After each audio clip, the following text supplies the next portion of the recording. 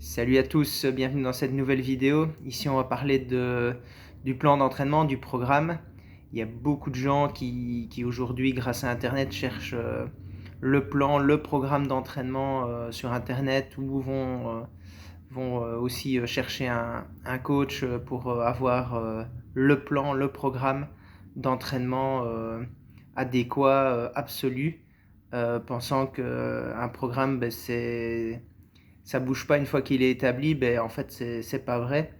Euh, Comme le disait un préparateur physique français qui est spécialisé dans les sports de combat, qui s'appelle Clément Marcoux, qui a une chaîne YouTube. Je vous invite à aller voir. Sa chaîne, ça s'appelle Clément Marcoux. Il disait que le plus important, c'était pas le plan ou le programme, c'est l'adhésion que le sportif a pour le plan. Donc, c'est de croire en ce qui est établi avec le coach ou le préparateur physique. Donc, c'est ça qui est le plus important. C'est d'avoir une relation de confiance avec la personne qui vous entraîne de différentes manières, soit parce que c'est quelqu'un qui a soit des références parce qu'il a entraîné des gens avant vous, soit parce que il a une grosse expérience, c'est aussi un pratiquant, ce qui fait qu'on a plus souvent, je pense, confiance en quelqu'un qui a déjà pratiqué ou qui est déjà passé par là où on veut aller. C'est toujours plus facile, donc voilà, vous pouvez avoir le meilleur plan d'entraînement du monde. Il faut avant tout croire en ce que vous faites et en ce que le coach établit pour vous. Et c'est toujours du donnant-donnant, donc il faut que le coach il en sache quand même pas mal sur vous, qu'il ait pas mal d'informations sur comment vous vous entraînez, quelles ont été les blessures antérieures et tout ça. Euh, et dès que le plan est lancé aussi, c'est l'athlète qui doit être responsable de son programme. C'est-à-dire que il faut renvoyer du feedback à votre entraîneur parce que sinon il peut pas adapter le plan, voilà.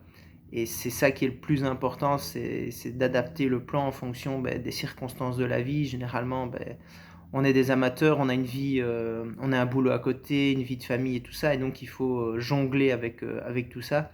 Et donc il faut qu'il y ait une relation de confiance et il faut que les échanges se fassent dans les deux sens. Moi, je le remarque, ça se passe souvent beaucoup mieux avec des gens qui n'ont pas peur de me contacter pour me dire si ça va pas, est-ce qu'il faudrait changer, est-ce qu'il faudrait pas faire autrement.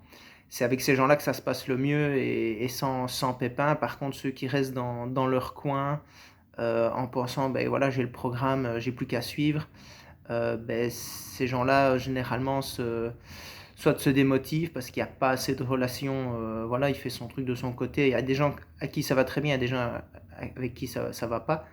Voilà, ou soit qui se blessent parce que ils ne donnent pas d'informations sur comment se déroule le plan, donc ils changent lors des séances, bon, voilà, ils commencent à faire un peu une soupe à leur manière au lieu de demander un conseil, un feedback par rapport à un changement peut-être de séance l'une entre l'autre, voilà, ou qui ont peur parfois de dire que c'est trop difficile parfois parce qu'on estime peut-être un peu mal les capacités de la personne, ça arrive aussi.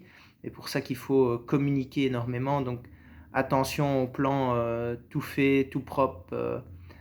Ça n'existe pas. Il faut communiquer avec la personne qui vous entraîne un maximum pour que ça aille le mieux possible jusqu'au bout. Voilà. Salut, salut!